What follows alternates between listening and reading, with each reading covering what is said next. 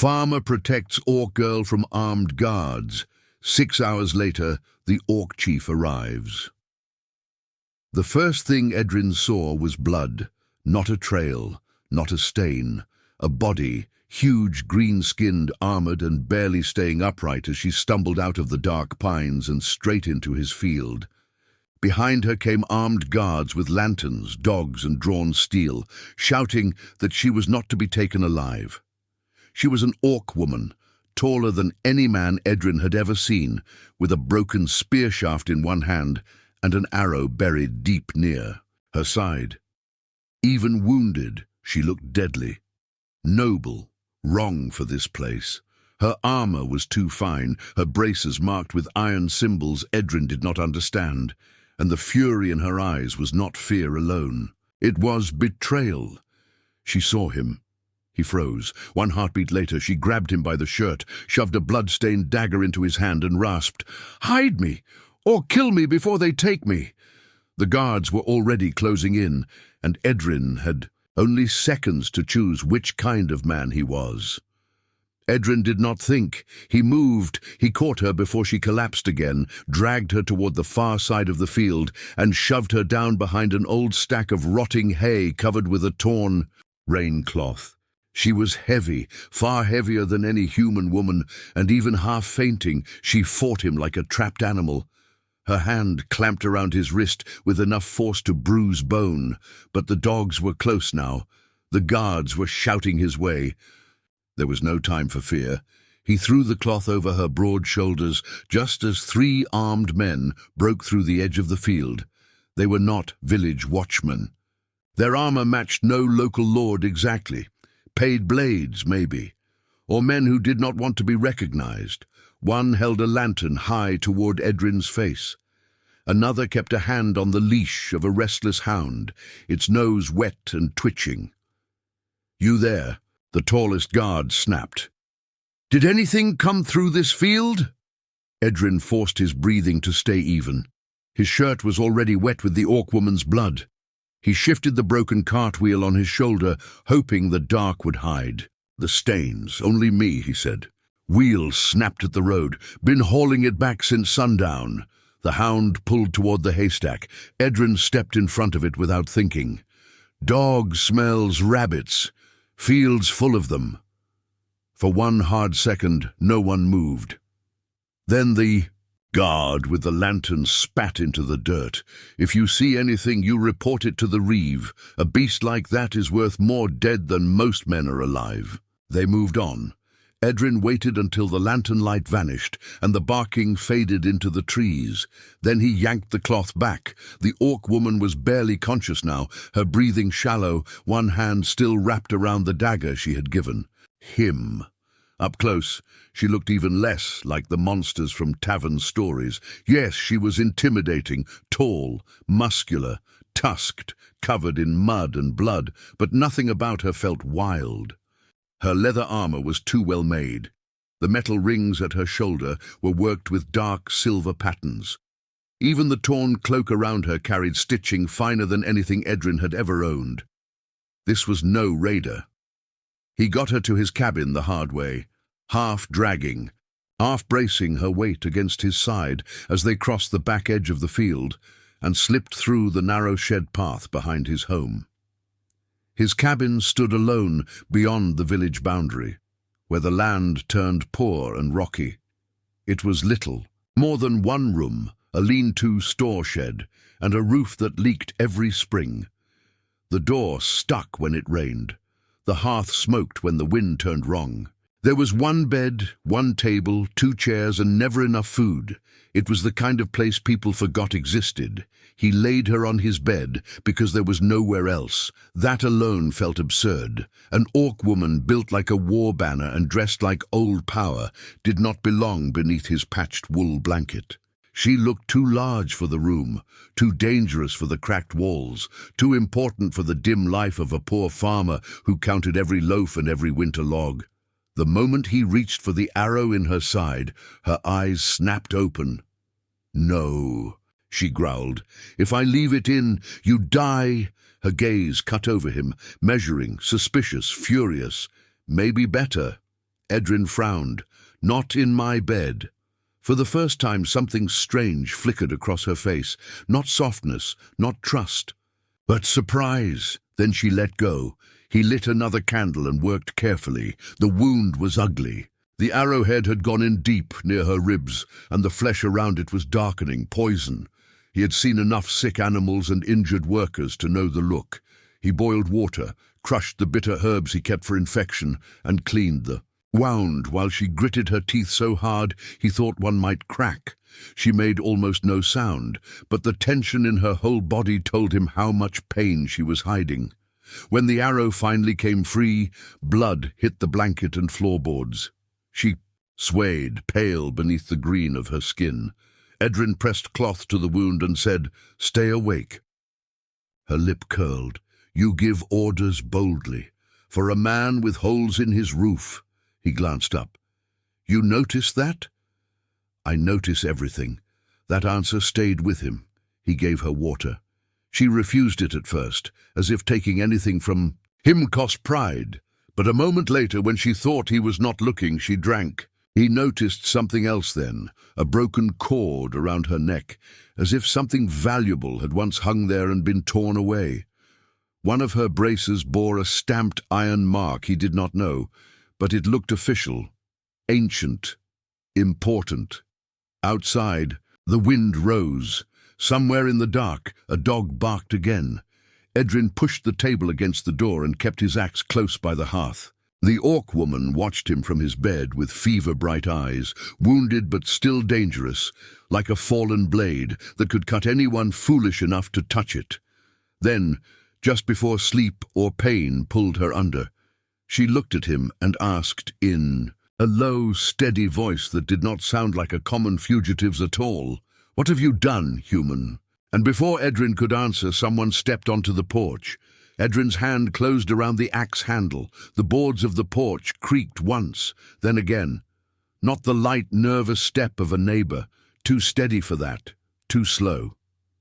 Whoever stood outside was listening. The orc woman was already trying to rise. He pushed her shoulder down. "Don't!" Her eyes flashed with anger, but the moment she tried to lift herself, pain tore through her side and dropped her back onto the mattress. Edrin moved to the door before she could argue again. The cabin was so small that every sound felt trapped. Inside it, the hiss of the fire, the rough pull of her breathing, the rattle of wind under the eaves, another creak. Then a voice. "Edrin, you awake in there?" Old Merrow from the next stretch of failed land, half-deaf, nosy, and forever borrowing tools he forgot to return. Edrin let out a breath he had not known he was holding. He kept the axe in hand anyway and cracked the door, just enough to block the view inside. Merrow squinted through the darkness, saw lanterns in the lower field, thought thieves might be about.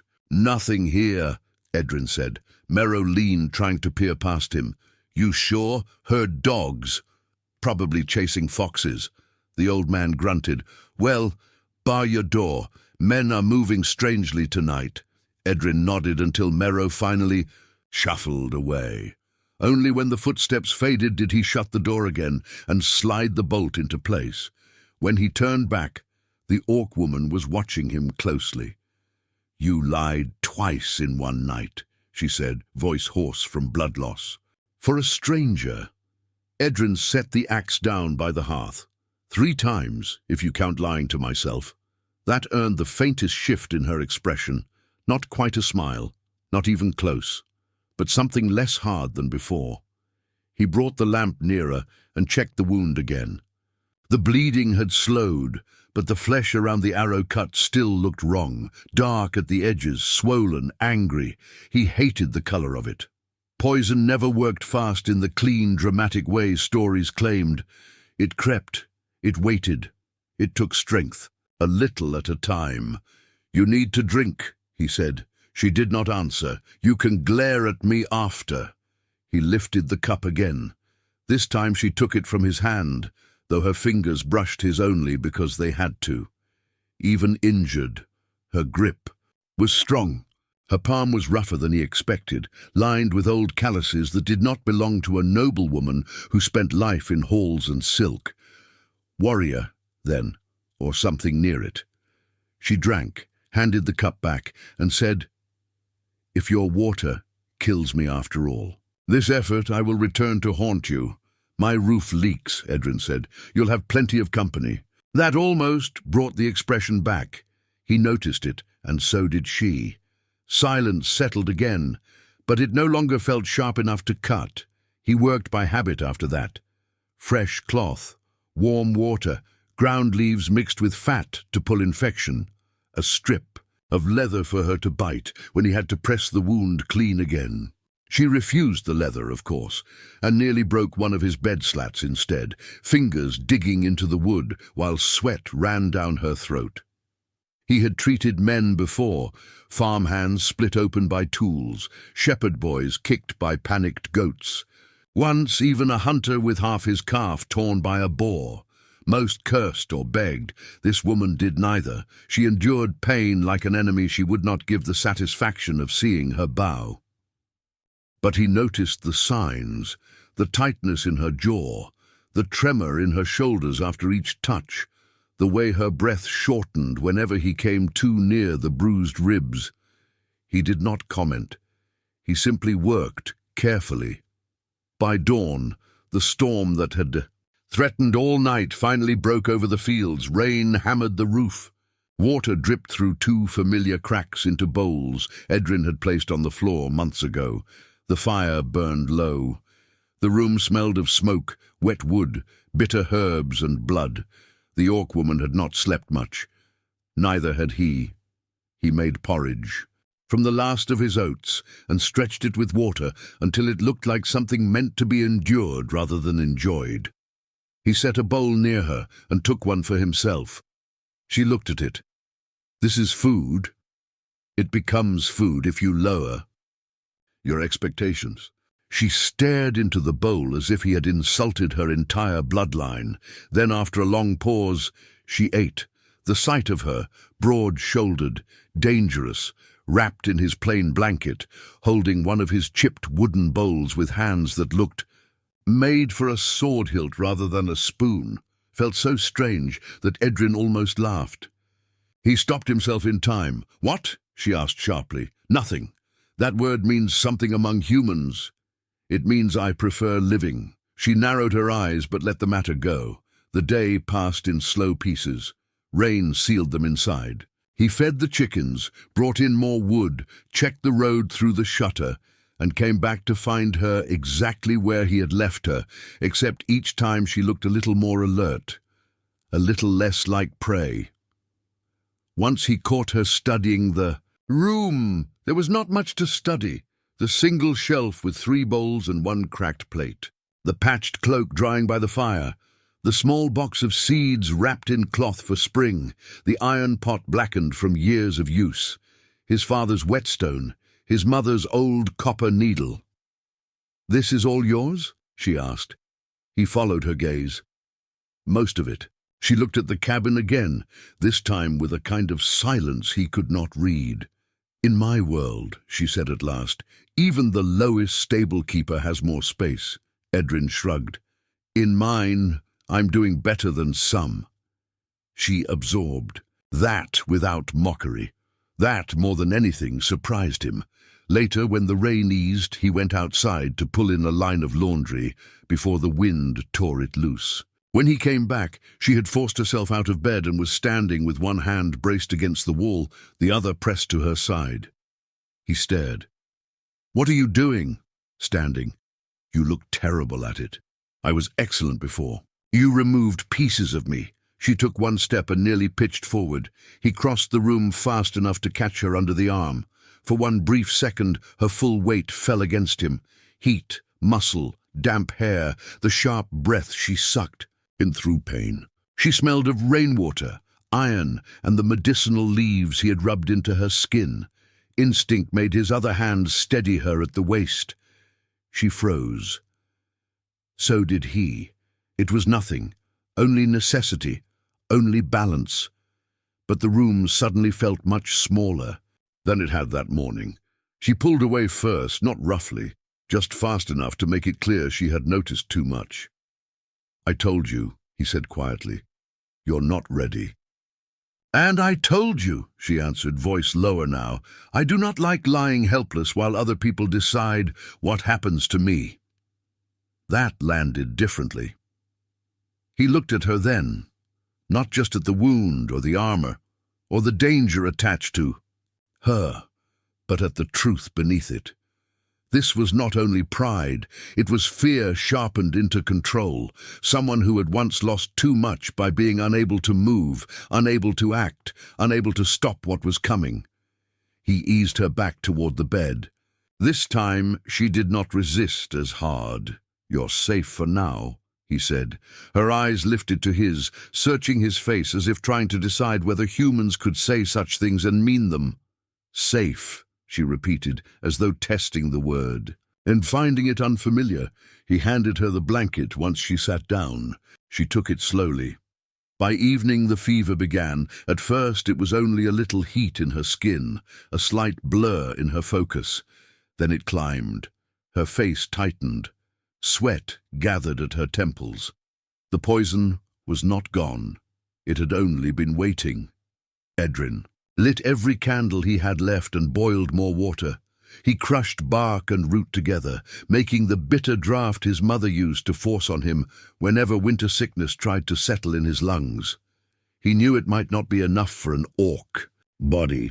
He knew almost nothing about how orcs healed beyond the obvious. Larger bones, thicker skin, more strength. But pain was pain. Fever was fever. Flesh failed in familiar ways, no matter the shape built around it. She fought him on the medicine until the first shiver hit, then she drank. Night deepened. Wind pushed at the shutters. The fire hissed and sank and was built back up again. He wiped her face with cool water and changed the cloth at her side twice. Once, in the middle of fevered half-sleep, she muttered in her own language. Hard, clipped sounds, beautiful in a severe way. He did not understand a word, but he recognized command when he heard it, and loss. At some point her hand found his sleeve. Not a grip this time. Not a threat, just contact. He looked down. Her eyes were closed, her face was drawn with pain, her breath uneven. Whatever wall she kept standing between them had fallen a little in the fever. She did not seem to know she was holding on. Edrin stayed where he was. After a while she said something in Orcish, very soft. Then, in broken human words, barely more than a whisper, "Don't let them—" The sentence never finished. He should have stepped away. He should have reminded himself what she was. Armed trouble in another shape, a stranger with unknown enemies, a woman who could crush his throat if she recovered and chose badly. Instead, he pulled the blanket higher over her shoulder and said, before he could stop himself, "They won't take you tonight." Her grip loosened, but did not leave his sleeve. Outside, the rain stopped at last. For the first time since dark, the world went still. And in that stillness, from somewhere far beyond the fields, a horn sounded once from the hills.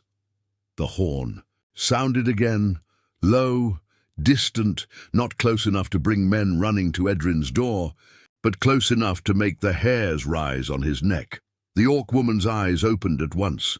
For the first time since the fever began, she looked fully awake. She pushed herself up on one elbow, face pale beneath the green of her skin, and listened, with the stillness of someone trained to hear meaning in faraway things. The fire cracked, the cabin groaned in the night wind. Then the silence returned. Edrin looked toward the shuttered window. "You know that sound?" She did not answer immediately. When she finally spoke, her voice was rougher than usual. "Yes. Who is it? Not close enough to matter yet." That wasn't an answer. "No," she said, meeting his eyes. "It was the only one you are getting." Under other circumstances, Edrin might have argued. Tonight, he only looked at her for a long moment, then reached for the cup beside the bed. "Drink." That surprised her enough that she obeyed before realizing she had done. The fever did not break all at once. It loosened its grip slowly over the next day, leaving her drained and irritable and unsteady in ways she hated. Edrin spent the morning moving through the narrow rhythm his life had always required, splitting damp wood into drier pieces near. The hearth, patching a tear in the chicken fence, measuring the last of the barley meal, checking the path from the hill through a crack in the shutter. But now, every task had changed. Every few minutes, his attention pulled back to the bed, to the breathing in the room, to whether she was sleeping or watching him in that unreadable way of hers. By noon she could sit upright without swaying. By afternoon she could stand for a full minute before needing the wall. By evening she asked for meat. Edrin nearly laughed. "All I have is salted rabbit," he said. "That is meat, barely. Bring it anyway." He cut the last good strip into a pot with onions and wild greens, and let it simmer until the cabin filled with a stronger smell than herbs and sickness. She sat in the chair by the hearth, wrapped in his old winter cloak, one powerful leg stretched out, the other bent, and watched him cook with the stern focus of a commander reviewing battle plans. "You glare at soup like it insulted your ancestors," Edrin said. "In my home, broth is made with marrow, pepper root, and black salt. In my home, broth is made with whatever did not run away fast enough." She looked at him, and this time the corner of her mouth moved. It was small, brief, gone almost before he could be sure it had happened. But it changed the room. Later, while they ate, the storm clouds finally broke apart, and a weak light slipped. Through the narrow window, it caught on the metalwork at her wrist. Edrin noticed again how fine it was, not decorative in the useless way rich humans liked, but old, precise, made to mean something. "You've never lived poor a day in your life," he said before he could stop himself. She looked up from the bowl. "No," she said simply. The honesty of it almost unsettled him more than a lie would have. "Then why do you act like you know what hardship is?" For the first time, something cold moved behind her eyes. "Because I know what it costs," she said. He said nothing. She took another spoonful, then set the bowl down on her knee. "You think hardship belongs only to hunger, or cold, or empty houses. Humans always do that. If suffering cannot be counted in missing bread or broken roofs, they call it luxury." Edrin bristled a little. "And orcs always think power excuses arrogance." "Power does not excuse it," she said. "It teaches it." That answer should have sounded proud. Instead, it sounded tired. The silence after that was heavier but not angry. Edrin fed another piece of wood into the fire and sat opposite her on the stool near the table. "My father died owing taxes," he said at last. "Took ill, kept working, never recovered. My mother lasted 2 winters after. I buried them both myself." The words fell into the room flat and plain, the same way they had lived in him for years. He had almost never spoken them out loud.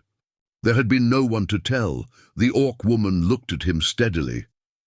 "I had 2 brothers," she said after a pause. "One died in training, one in a border raid that should never have happened."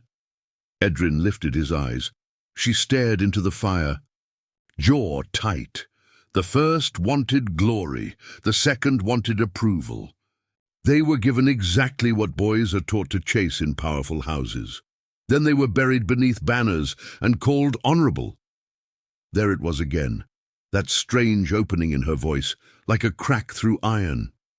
"You miss them," he said. "I regret them." That answer hit harder than grief. She saw his expression and gave a bitter, humorless breath. "Missing is easy. Regret stays awake longer." Edrin understood that more than he wanted to. He did not ask what she regretted. Not yet, but something in the room shifted after that. The distance between poor human farmer and dangerous orc stranger did not disappear. It did not even shrink much, but it changed shape. It stopped being only suspicion. Now there was recognition. In it too. That night she did not sleep in the bed. When Edrin came back in from securing the shed door, he found her sitting cross-legged on the floor near the hearth, eyes half closed, one hand resting palm down on her knee. "What are you doing now?" he asked. "Being quiet. You can be quiet in a bed." "Not properly." He leaned against the wall, watching. After a while he realized she was not merely sitting, she was breathing in a measured pattern. Long inhale, longer exhale, shoulders still, face calm despite the pain. A discipline, a ritual. "In the village," Edrin said, "they say orcs shout before battle so their enemies shake." She opened one eye. "And humans say all kinds of foolish things when they fear what they do not understand." So what? Is this a death practice? That made him straighten. She saw it and, to his surprise, almost smiled again. "Not for dying, for remembering that you will." He frowned. "Comforting." "It is not meant to be comforting." After a moment she added, "Young warriors are taught to sit with discomfort before they are trusted with command. Hunger, silence, pain, fear. If you cannot master what is inside your own body, you are dangerous to everyone around you." Edrin. Let that sit with him. "In my world," he said, "if someone sits in the dark staring at the fire and talking about death, we assume harvest failed." This time she actually laughed.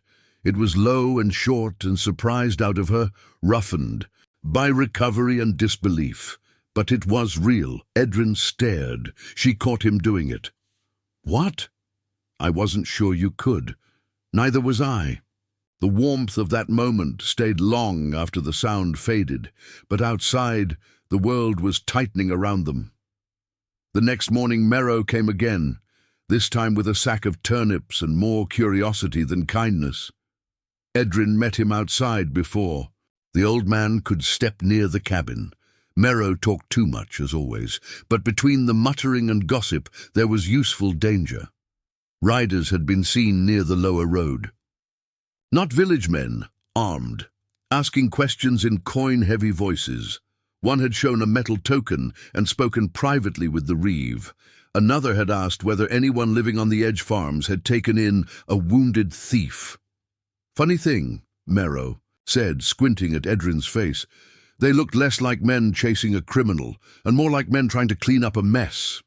Edrin felt the words settle cold inside him. He thanked the old man, took the turnips, and went back in. She was standing. "By the window slit when he entered, you heard." "I hear more than you think." He set the sack down. "You've got hunters from one side, horn calls from the hills on the other, and a wound that still leaks if you breathe too deeply. That's what I think." She turned toward him slowly. "Then think a little further. What does that mean?" "It means," she said, "that if the men searching for me reach this cabin before I can leave it, they will not spare you because you are small and poor and polite." There was no threat in her voice now, only truth. Edrin folded his arms. "I figured that out when they brought dogs." She stared at him for a beat, then nodded once, as if acknowledging something. Through the day the tension sharpened. 2 horses passed on the road but did not stop. A crow landed on the fence post and stayed too long, watching the house. Near dusk, Edrin found bootprints behind the shed. Fresh, not his, too large to be Merrow's. Someone had come close enough to inspect the place. That night he moved her from the bed to the hidden crawl space beneath the floorboards behind them. Grain chest, a place his father once used during tax sweeps to hide sacks from collectors. She hated the idea immediately. "I am not crawling into a hole. You are if men come through that door. I would rather fight." With what? Fever and bad balance. She looked like she wanted to bite him. Instead, she lowered herself carefully, every movement rigid with wounded pride and actual pain. The space was cramped even for Edrin. For her, it was an insult made of wood and dust. Before he slid the chest back into place, she caught his wrist. He looked down. For a second, she seemed about to say something sharp, something defensive. "What?" Came out instead was quieter. "You should send me away." "Too late. I mean it. I know." Her hand tightened once.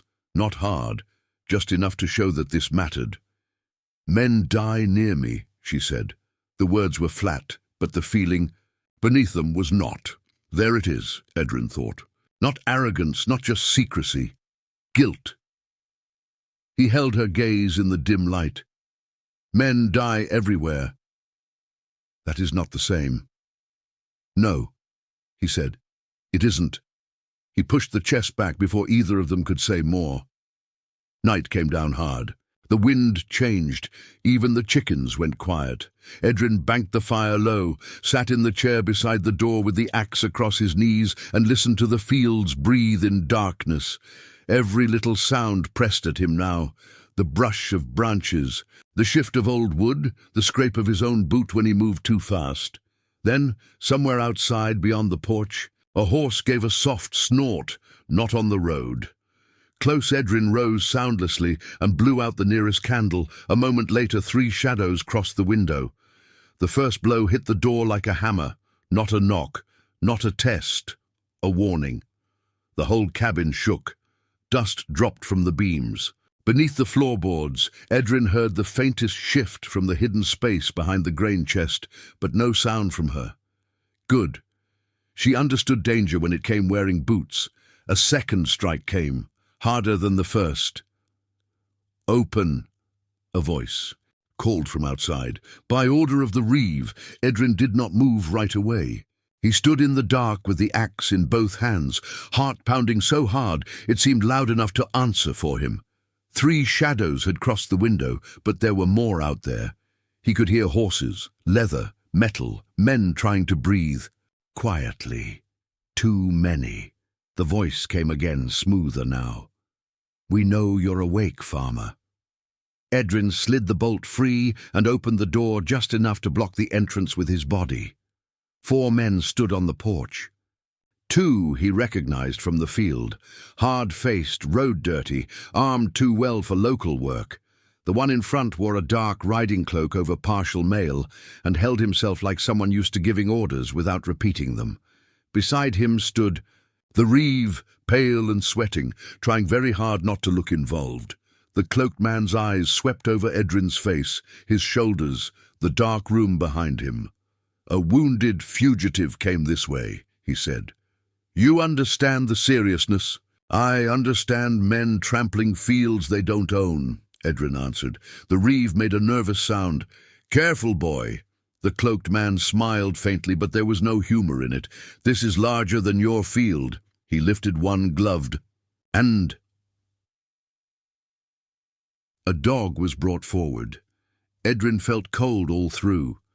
The hound lowered its nose, sniffed the porch, then pulled at the leash toward the cabin with immediate certainty. The man in the cloak watched Edrin very closely. You've been keeping dangerous company. Edrin tightened his grip on the axe. You can search the yard. The Reeve blinked at him, startled. The cloaked man did not. He glanced once at the dog, then at the floorboards visible beyond Edrin's shoulder, and for the first time Edrin understood the truth. They had not come to search. They had come because they already knew. Behind him wood scraped softly, too softly for human ears maybe, not for the men on the porch. The cloaked man's gaze sharpened, then the grain chest moved, not all the way, just enough. And the woman rose out of darkness like something the house itself had been hiding. She did not look like a fugitive anymore. Even weakened, even pale from blood loss, she rose with a force that changed the shape of the room. Edrin had seen glimpses of it before, in her stillness, in the way she watched, in the command buried beneath exhaustion. But this was different. This was the part of her she had kept chained while she bled in his bed and drank his bitter medicine. Now it stood upright. She had his winter cloak around her shoulders, nothing like the armor she had arrived in. Her side was bandaged, her face drawn, one hand braced against the grain chest. But the moment the men outside saw her, every one of them changed. The Reeve stepped back so fast he nearly fell off the porch. One of the armed men dropped his eyes instantly. The cloaked one did not bow, but he did go very still. So did Edrin. The woman lifted her chin and spoke, not in the rough, guarded tone she had used with him, but in a voice colder, older, sharpened by rank. You tracked me with a village dog, she said. That is beneath even you, Sereth. The name landed like flint. The cloaked man smiled again, thinly. You were never meant to survive the ravine. Edrin looked from one to the other. Not just enemies then, not strangers. This had begun long before the field, long before the arrow. The reeve, sweating harder now, stammered, "My lady, we were told—" "Be silent," she said, and he obeyed. Not from fear of violence. From training, from the old reflex of hearing someone born far above him. Edrin felt the air leave his lungs. "My lady." He looked at her properly then, as if for the first time. Not at the wound, not at the strength, at the shape of everything he had ignored because he had not wanted to see it. The old ironwork, the command in her speech, the way even armed men hesitated when she straightened her back. The kind of certainty that did not come from ego, but from generations of being obeyed. She had not simply lied to him, she belonged to power. Sereth stepped forward one pace. "Lady Varsha, daughter of Chief Dorak of the Blackstone clans, declared missing, heir to the Northern War banners, and foolish enough to trust the wrong escort." The room seemed to tilt. Edrin stared at her. Varsha, not Mara, not nameless, not hunted prey from nowhere. Lady Varsha, heir, Chief's daughter. The most dangerous thing in his cabin had never been the men outside. It had been the truth under his own roof. Her eyes flicked to him for one brief second, and in that second, something like regret moved there. But she turned back to Sereth before it could become a confession. "You speak too freely for a traitor," she said. The man spread his hands as if they stood in a hall discussing weather. "Traitor? No. Pragmatist. Your father grows old. The clans need certainty, not a daughter who argues against the alliances that keep borders stable." "There was no alliance," Varsha said. "There was an exchange of bodies disguised as peace." Sereth's smile thinned. "You refused duty. I refused sale." That line struck harder than any shout. Edrin understood suddenly that the ambush had not been random, and the guards in the field had not been simple pursuers. This was politics sharpened into murder. Someone had wanted her removed before she could return to her people. Someone human had helped. Someone Orc had arranged it. And he, poor, forgettable Edrin with his leaking roof and one-room cabin, had dragged the center of that storm into his bed and dressed her wound with rabbit broth simmering on the fire. Sereth looked past her toward Edrin. "You've been generous, farmer, though perhaps not fully informed." Edrin said nothing. What could he say? That for 3 days he had fed a clan heir with chipped wooden spoons? That he had argued with her over standing too soon? That he had watched her shake through fever and heard her laugh once beside his fire? That he had started to think of her as a woman before thinking of her as a danger? He felt suddenly foolish in a way that burned. Varsha must have seen something in his face because she said, quieter now, "Edrin." He cut across her before he meant to. "You knew." Her mouth closed. The men on the porch looked between them with new interest. "You knew who you were," he said, voice rough with disbelief. "The whole time. I knew what would happen if I spoke it too soon. That isn't the same as not lying." Pain flashed across her expression, real and immediate, but he was too hurt to soften. Sereth noticed everything. "Ah," he said softly, "so that is the shape of it." Varsha turned on him with such force that even wounded she seemed ready to tear the throat from him. "Say one more word." He lifted both hands. "Only observing. A human farmer. That is either very touching or very useful." Edrin felt heat rise in his face, not from shame alone, but from the ugliness of hearing it spoken aloud. Human, farmer, small, useful. The line between his life and hers, which had blurred beside the fire and under shared silence, now returned in brutal clarity. She was not merely stronger than him. She was above him in every way the world counted. Varsha took one step toward the porch, and Edrin saw her sway. Too much blood lost, too much strain, too much standing on an injured side. but she held herself, upright through sheer will.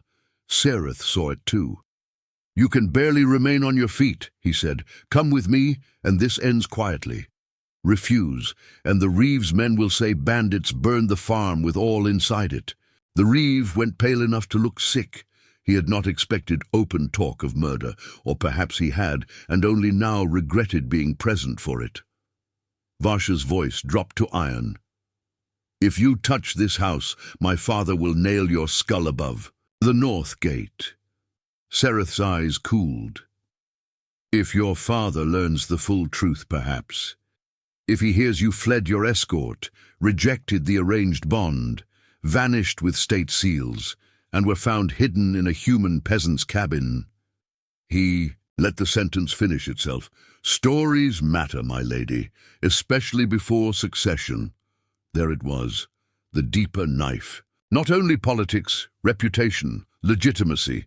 A woman born to inherit command did not get to be wounded, hidden, rescued, compromised, and still remain untouched by rumor. Not in the human world, not in the Orc one either, it seemed. Varsha's silence confirmed it. Edrin felt that too. All at once, he understood why she had hidden everything. Not to manipulate him at first, to survive. But survival had its own cruelty. It made truth arrive late, after trust had already begun to root. Before anyone else could speak, a new sound cut through the night. A horn, not the distant one from the hills. This one was close, very close, deep enough to shake the porch boards. Every face changed. Sereth spun toward the yard. The Reeve cursed under his breath. One of the men by the horses stepped back in sudden fear. Varsha closed her eyes once, just once, as though some final moment had arrived.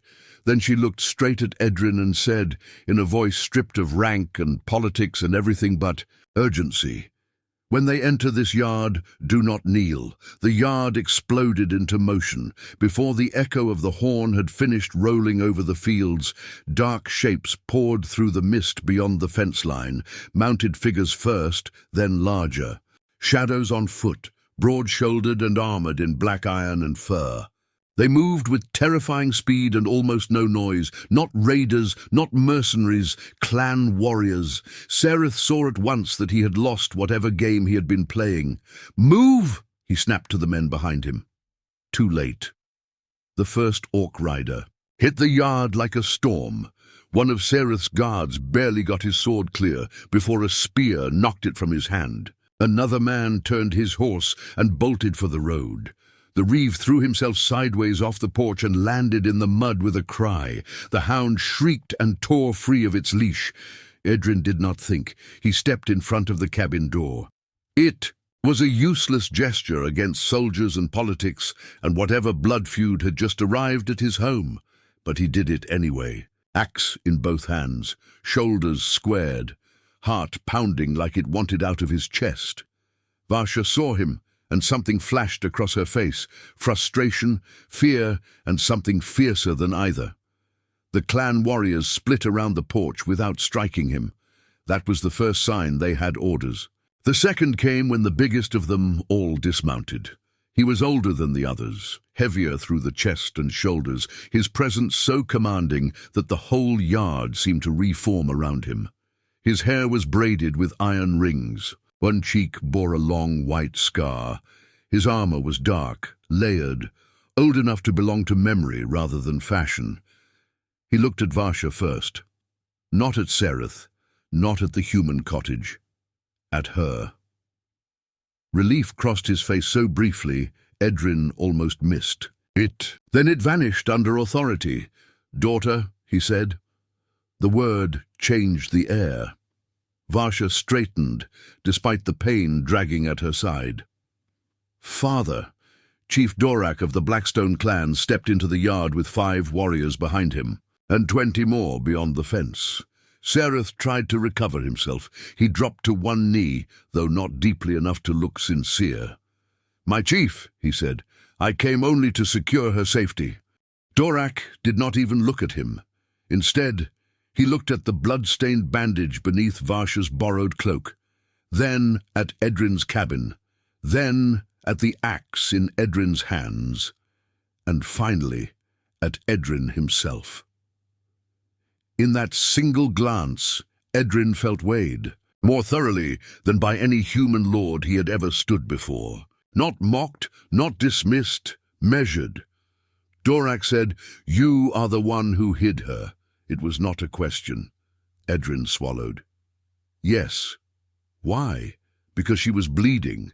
Because men were hunting her. Because I could not leave her there. Because somewhere along the way she stopped being a problem under my roof and became... He did not say any of that. He answered with the plainest truth he had. Because she needed help. Dorak's gaze stayed on him another second, then shifted away. Behind the chief, two warriors hauled Sereth to his feet and forced his hands behind his back. He protested immediately, all smooth words and political. Caution. I acted under standing agreements. The succession cannot be left to sentiment. Your daughter endangered the clans by refusing. Dorak backhanded him so hard the entire yard heard it. Silence slammed down. When you speak again, the chief said, voice low and terrible, it will be to confess. Sereth spat blood into the mud. The reeve was dragged up next, shaking so hard his teeth clicked. One look at the chief, and he began naming names without being asked. Who had brought the men? Who had paid him to stay silent? Which border captain had supplied dogs? Who in the human district court had agreed to call it a bandit attack if the body was never found? Edrin listened in growing disbelief. It had gone farther than he imagined. Human officials, clan rivals, a marriage alliance dressed up as peace, hiding a transfer of power that would have locked Varsha to men who wanted her useful, silent, and controlled. When she resisted, they tried to remove her before she could. Return north and speak openly. Dorak heard it all with a face like carved stone. Varsha, though, was not watching the prisoners. She was watching Edrin. And Edrin, standing there with his poor boots in the mud of his own yard, felt the full weight of what had nearly happened, not just to her, to him, to the small life he had imagined was too unimportant to matter. These people, lords, chiefs, rivals, officers, had nearly burned his home and called it nothing. Something in him hardened. He lowered the axe, but he did not lower his eyes. Dorak noticed that too. The chief turned to his daughter. You ride with me now. Varsha did not answer at once. That pause, more than anything else that night, made every warrior in the yard go still. Dorak's gaze sharpened. Now! She took one breath, then another. When she spoke, her voice was steady, but Edrin heard the strain beneath it. I will return, she said. But not before the debt is answered. Dorak's eyes flicked once toward Edrin. He will be rewarded. No, Varsha said. Just that. No. The word rang through the yard harder than a shout. Edrin felt every face turned toward him again. Human farmer, mud on his cuffs, smoke in his hair, no rank, no wealth, no place in this world except the one he had made with his own hands. Varsha stepped down from the porch. The effort cost her. He saw it immediately in the tightness around her mouth, the way one shoulder braced against pain. But she came anyway, crossing the wet yard until she stood before him, close enough for only him to hear the first thing she said. I should have told you sooner. The apology was quiet, real. Too late and still real. Edrin looked at her and found that anger had not vanished. Hurt had not vanished. But neither had the memory of her fevered hand clutching his sleeve, or the laugh by the fire, or the way. She had said safe like she had never trusted the word before. You should have, he said. I know. Around them no one moved. Varsha drew herself up, then turned so all could hear. This man, she said, voice carrying across the yard, saved my life when those sworn to escort me chose betrayal. He gave me shelter with no promise of gain. He treated my wound. He protected me from armed men. He spoke to me without fear and without groveling, which is rare enough in any land. I owe him more than gold. Dorak's face did not change, but Several warriors looked at Edrin differently now. Not warmly. Orcs did not seem to do warmth in public, but with attention, respect, perhaps. Or the beginning of it. Edrin wished he could disappear. Varsha turned back to him. Then she did something even more dangerous than speaking his name in front of her clan. She offered him a future. "Come north with me," she said. The words hit him harder than the truth of her title had. The yard, the warriors, the chief, the prisoners, the broken fence, the whole night seemed to fall away. There was only her face, pale from blood loss, fierce from pride, open in a way he had not seen before. Varsha continued, and now the strain showed. Not physical, emotional. This cost her. "Come to Blackstone under my protection. You will have land of your own, better than this poor edge soil. No reeve will threaten you. No human lord will grind you down because you were born with little. You will have a place at my hall and under my banner. If my father demands formal shape to that place, I will give it formal shape." Dorak's head turned sharply. So did Edrin's. Varsha did not look away. "If that is what it takes," she said, each word deliberate now, "I will name you before my clan as my chosen consort." The world stopped. Even the wind seemed to hesitate. One of the warriors near the gate made a sound under his breath. The reeve stared as if he had just witnessed blasphemy. Sereth, blood on his mouth, laughed once in disbelief before a guard struck him silent. Edrin could not breathe. Chosen consort, not a servant, not a pet curiosity, not a hidden kindness tucked away in some spare room of her life. A place beside her. Public, dangerous, impossible. And suddenly every fear he had not named was standing in front of him all at once. He saw the road north, the looks, the whispers, human peasant, orc heir. He saw hard-faced warriors wondering why a small, poor man had earned a place among them. He saw human villages naming him traitor.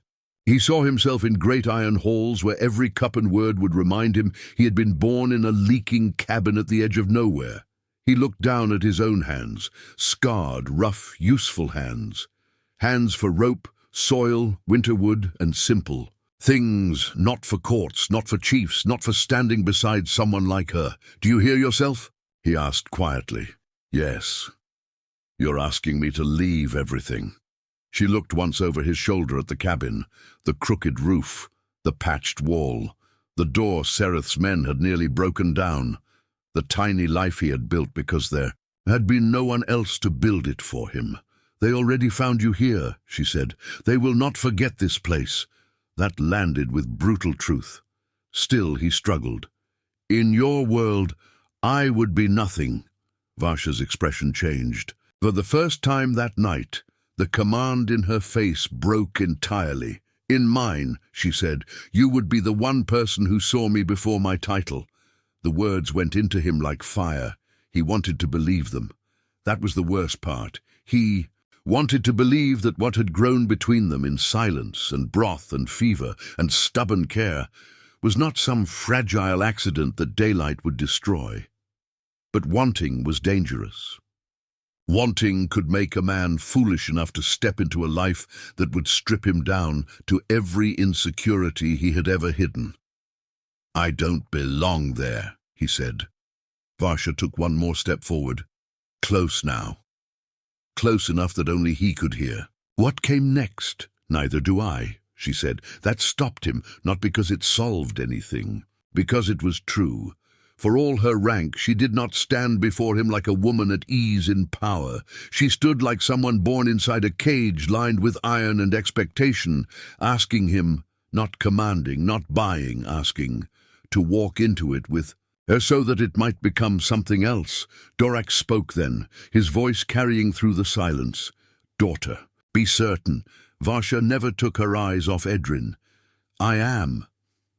The chief's gaze shifted to the human farmer, and this time there was no dismissal in it at all, only gravity. Edrin understood then that whatever he said next would cost him. If he refused, he might keep the shape of his old life for a while, but not its safety, not its innocence, not the part of himself that had already changed. If he accepted, he would walk into scrutiny, danger, and a world that might never fully claim him. He looked at his cabin one last time, then at her. And before he could answer, a horn blared again from the road below. Human riders, fast and many, coming hard through the dark toward the farm. The riders from the road never reached the cabin as a fighting force. By the time they broke through the lower mist and saw what waited in Edrin's yard, their courage had already failed them. Blackstone warriors stood in full formation around. The cottage and field, silent and broad as carved pillars, spears planted deep in the mud. Sereth was bound. The reeve was on his knees. Chief Dorak stood at the center of it all, like judgment given flesh.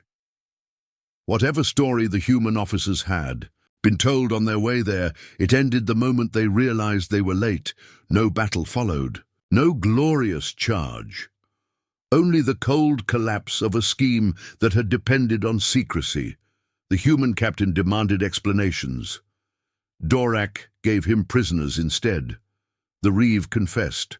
Sereth, once he understood he would not leave that yard free, confessed. More than anyone expected. Names came out, payments, letters, border promises traded in secret between frightened human officials and ambitious clanmen who had hoped to chain Varsha into a political marriage and bury her voice under ceremony. What had nearly happened at Edrin's cabin was not a local crime. It was the rotten heart of a larger bargain. By dawn, the shape of the truth stood in full light. The human court could no longer pretend ignorance. Dorak could no longer be pressed toward the alliance through silence. Sereth's faction within the clans lost its chance the moment Varsha was seen alive, standing, and publicly naming betrayal with her own mouth. The scandal did not erase danger, but it broke the plot cleanly enough that open war never came. Peace survived. Not because the world became noble overnight, but because too many lies had been dragged into the mud where everyone could see them. And when it was over, when the prisoners had been taken, when the officers had ridden away pale and quiet, when Merrow and half the village were peeking from far fields pretending not to stare, the real choice still remained in the yard, between a poor human farmer and the orc woman who had changed his life. Edrin did not answer Varsha at once. He needed one last hour inside the cabin alone. No guards, no chiefs, no warriors. Just the small room that had held his whole life until it had also held her. He stood in the doorway after everyone stepped back and looked at it, as if seeing it from far away. The bed where she had bled, the hearth where she had laughed. The chair where he had sat with the axe over his knees while strangers hunted outside. The grain chest that had hidden her when the shadows crossed the window. It was still the same cabin, but he was not the same man who had opened that door. He understood now that staying would not return anything. The field had been crossed. The danger had already found him. Even if he chose not to go north, he would never again be the unnoticed farmer, living beyond the village edge with no part in larger things. That old loneliness was gone forever, so was the safety of it. When he stepped back outside, Varsha was waiting near the fence, wrapped now in a dark cloak from her clan, her side freshly bound by one of their healers. She looked stronger already, though not untouched. There was weariness in her face, and something more vulnerable than weariness in her eyes. Edrin walked to her slowly. Chief Dorak watched from a distance, but did not interfere. "You were right," Edrin said at last. "They won't forget this place." Varsha held his gaze. "No, I don't know your world. I don't know how to stand in it. You will." That almost made him smile. Almost. He looked toward the cabin once more, then back at her. "If I come as myself. You must. I won't be hidden. I would never hide you. I won't kneel because people expect it." At that, a real flicker of warmth touched her face. That I already knew. He drew in a breath. It felt like stepping off a ledge and onto something he could not see. Then I'll come. For a moment she did not move, not because she doubted what he had said, because it mattered enough to stop her breath. Then, very slowly, she lifted one hand toward him, not with command, not with ceremony, a simple offering. This time, when Edrin took it, he did not let go. The journey north cost more than either of them pretended it would. The village did not bless him when he left. Some called him lucky, some called him traitor, some watched in silence, unable to decide whether he had risen above his station or abandoned his kind. Merrow pressed an old iron nail into his hand for luck and muttered that big people always brought bigger trouble, no matter their species.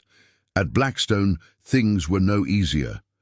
The stronghold was everything Edrin had feared. Massive halls, iron, braziers, old power in every stone, warriors who looked at him with open doubt. He was too human for comfort, too plain for court, too close to Varsha for anyone's peace of mind.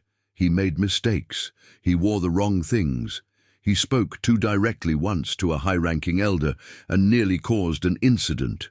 Some of Varsha's clan thought him beneath insult. Some thought him a weakness she would regret. But Edrin had lived his whole life being underestimated. He learned, not through magic, not through sudden greatness, through the same things that had kept him alive. In the first place, work, patience, practical sense, refusal to be ashamed of plain truths. He helped rebuild winter grain stores, using methods Blackstone had never bothered to learn from humans. He mended tools instead of throwing them aside. He earned the respect of stable hands, cooks, then guards. Slowly, grudgingly, the stronghold adjusted to the fact that he was not decoration, and Varsha paid a cost of her own. She rejected the alliance meant to bind her future. She accepted months of whispering from rival families and cold courtesy from those who believed her judgment had softened. She stood before her people and named a human not as a servant under debt, but as the man she had chosen to keep beside her. It did not weaken her, but it did mark her. Some doors closed, some loyalties shifted. Love did not save her from politics, it simply gave her something worth defying them for. Seasons passed. When spring came to the north, Edrin stood on a high stone terrace overlooking Blackstone's lower fields. Snowmelt ran silver through the valley. New grain had begun to show in narrow green lines where the earth had once looked too stubborn to yield. The wind smelled of thawing soil and forge smoke. Varsha came to stand beside him. She wore no war helm, no council mantle, only a dark travelling cloak and the iron pendant newly forged for them both. One side carried the Blackstone crest, though other, at Edrin's quiet request, bore the shape of a single grain stalk. The first night he had seen her, she had stumbled bleeding into his field while armed guards hunted her through the dark. Now she placed that pendant in his hand under open sky. "Do you regret it?" she asked. He looked down at the valley, at the fields below the fortress, at the world that had once seemed impossible. Then, at the woman beside him who had arrived in his life like danger and remained like home. "Yes," he said. Her expression changed just slightly. Then he closed his fingers around the pendant and added, "I regret that I almost let fear choose for me." For the first time in many months, she laughed the way she had once laughed in his cabin, brief, low, real. Below them, the wind moved through the young grain. Edrin reached for her hand. She let him take it, and far from the muddy field where a farmer had hidden a hunted orc girl beneath torn cloth and broken shadows, they stood together where both their worlds could be seen at once, knowing exactly what it had cost, and choosing it still.